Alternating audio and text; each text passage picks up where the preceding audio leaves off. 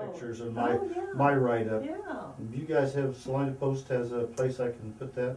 You know what, I can talk to Matt here, and before you leave, let's pop in there and see if there's a place he'd like to put it, or you could even put it up maybe on, what you can also do is just run it through my blog site. If you send the information to me, I'll put it up and have you as a guest blogger. That's usually the easiest way, otherwise he has to get you set up Okay. officially. Would you like that?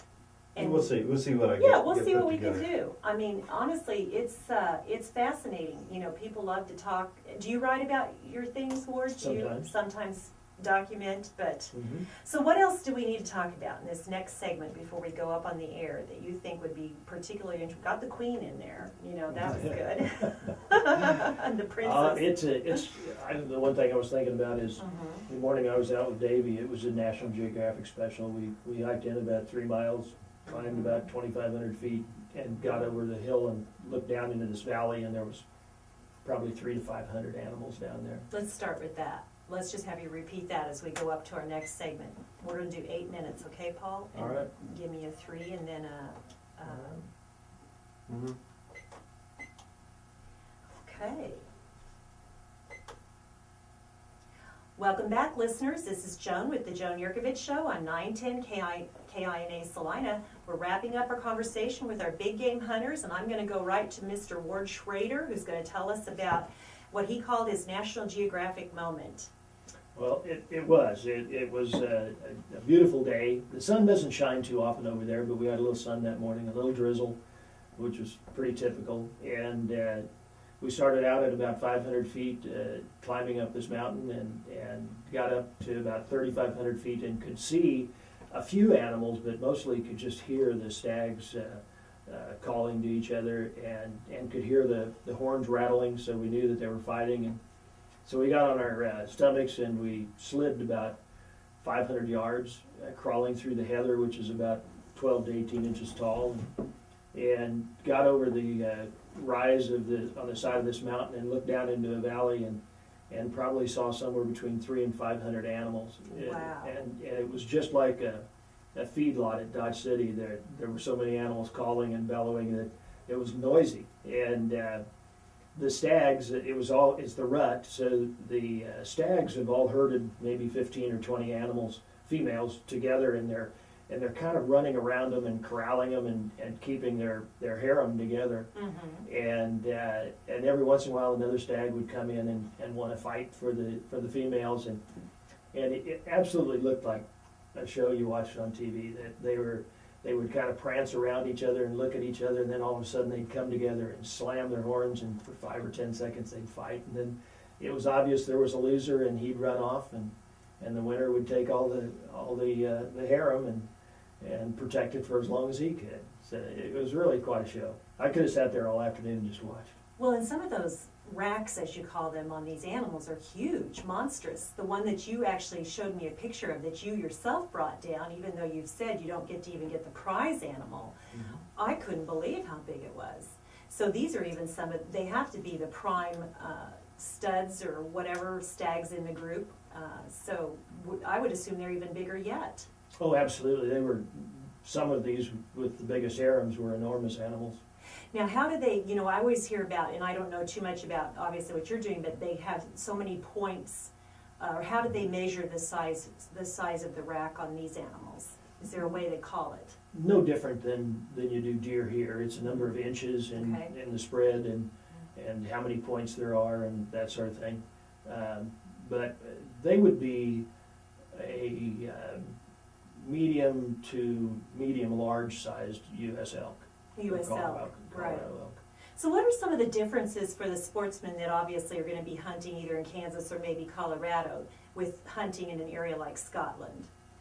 All of this is stalking. There is, in the States we do a lot of tree stands and blinds and that sort of thing.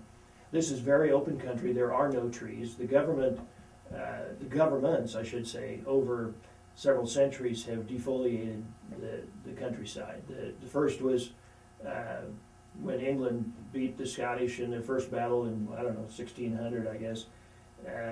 The Scottish were terrorists, and they would attack the king's men as they walked through the forest, and so the King's men burnt down the forest, or part of it, so that they have a path and they wouldn't be attacked. And then later on, the sheepmen, another 50 years later, realized that they had more grass if they didn't have the trees, so they defoliated more by burning. And then World War II took out almost all of the rest of the trees. So the forest is only about 5% of all of Scotland now. So is there quite a bit of hiking that goes along with this? I mean, it sounds like if it's not so forested that you could almost drive. Do you use vehicles or something to get to these, or do you pack in with horses? You hike in. You hike in, so you could have a how many mile hike just to get to the herd or find the herd? 3 to 12 miles. Lawrence, you were up to that? Sorry, guy. we need to thank Dr. Robel, who's a biologist at K-State, retired professor, I should say emeritus. He's been doing this for over 25 years, and in fact, this was his last group to sponsor. And he sent us out plenty of letters saying get in shape. I was walking at about 5 miles a day with a backpack. And climbing the highest hill I could find, which was 400 feet, doesn't compare with 1,500 feet that I hiked. But we walked in, my longest was about 3 miles. And what he didn't prepare me for was, we saw a shootable stag, they call it, with the hinds. And you have to understand the females are called the hinds. And the senior female is the one that really runs a bunch of females. He rounds them up, and then she's the boss. And so if they run off, and the stag follows behind. And after we'd walked 3.5 miles or so, the heather was about knee high. And then we had to crawl, and I crawled for half a mile. Oh my gosh. And nobody prepared me for that. In fact, I think people think I was crazy if I was out here crawling up and down a hill. But we crawled, and then we got within about 200 yards of one of the ones I shot. And he was laying down, and the females were up looking around. And we laid there for 45 minutes just watching this guy sleep and rub his head in the heather. And then all of a sudden, one of the females perked her ears up, and I heard the grouse kind of cluck, cluck, cluck, cluck, clucking. And then I thought I heard mallard ducks. It was quack, quack, quack. And Chris, the guide, says that I had that day, said, get ready. Well, nothing had changed. And I said, well, I'm getting ready now. So we're ready for 45 minutes. Yeah, get ready. So I'm sitting there looking through my scope, and sure enough, the stag gets up, and I did a nice clean shot, which was 208 yards, the longest shot I've ever made. But I said, what was that mallard duck? And he says, that was one of the grouse telling the others, this is my territory, and somebody's in here. Well, it was us. And the female, the hind, knew that sound That and alerted, said, alerted there's something in here, get alert, and that woke the male up.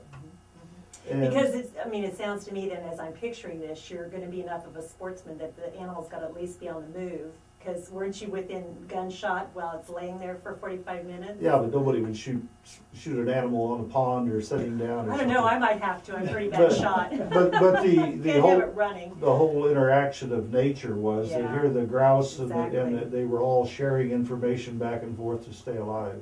Well, Lawrence, that's just a really good story to end on, and I hate to have to end with this, except that we're going to keep talking, I know, for those video outtakes.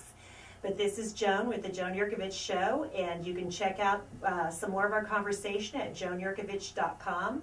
Thanks for joining me today for innovative talk radio that surprises, entertains, and sometimes informs you. It's the Joan Jerkovich Show, 9 a.m. Saturdays on 910 KINA Salina. What a story.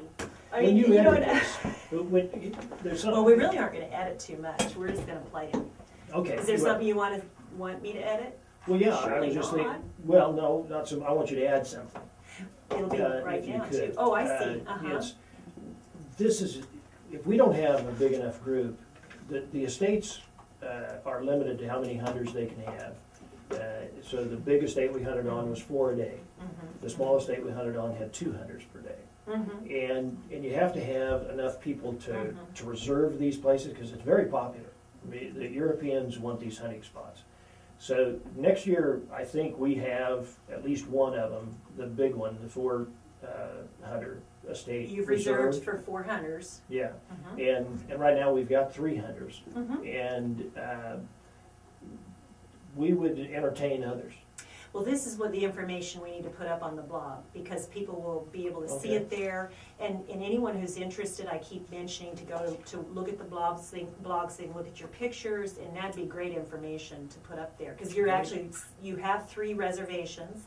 Mhm. Now, do you go as sort of the local guide, Ward, or are you kind of a local organizer, or are you just, Well, I think I'm Help going to people be out. now, Yeah, because Yeah. I want to keep doing it, and Dr. Uh-huh. Robles is retired. oh, I see. He's gonna go hunt, but he's not gonna, Yeah. it's quite He a was job, organizing it. because you have to get the Mhm. licenses, the gun licenses, getting them into Europe Yeah. is. You don't need a hunting license, but you need a gun license. Oh, yes. And, Well, there you and go. we didn't have time to mention, but over there, the,